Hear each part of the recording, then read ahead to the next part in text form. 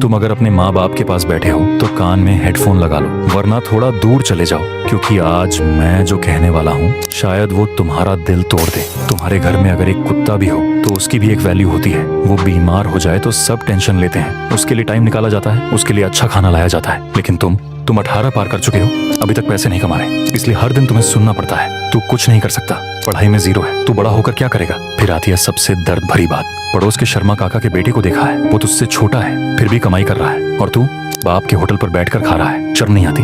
ये बातें बाहर से तुम चुपचाप सह लेते हो, लेकिन अंदर से तुम टूट जाते हो। तुम बस दिल में कहते, माँ एक बार भी नहीं पूछा मैंने क्या चाहा, मुझे क्या पसंद है। रात को तुम चुपचाप खाने बैठते हो, माँ सामने बैठकर फिर से सुनाती है, और अचानक तुम्हारी आंखों के कोने में आंसू आ जाते हैं। तुम उसे छुपाने की कोशिश करते हो, धीरे से कहते हो, माँ थोड़ा चुप हो जाओ, लेकिन उससे सब और खराब हो जाता है। तुम किसी तरह खाना खत्म करके अपने कमरे में चले जाते हो, दरवाजा बंद करके अंधेरे में लेटे हुए रोते रहते हो। तकिया भीग जाता है और दिमाग में सिर्फ एक बात घूमती है, काश मेरे माँ बाप मुझे दूसरों से कंपेयर ना करके एक बार मुझे समझते। रात भर तुम सोचते रहते हो, क्या तुम सच में यूजलेस हो, तुम्हारी कोई वैल्यू नहीं। तुम चाहते हो वापस बचपन में चले जाओ, जब माँ डांटती नहीं थी बल्कि गले लगाती थी। लेकिन धीरे धीरे ये दर्द इतना बड़ा हो जाता है कि तुम सोचने लगते हो, शायद मेरा ना रहना ही बेहतर है, और इसी सोच के साथ तुम सो जाते हो।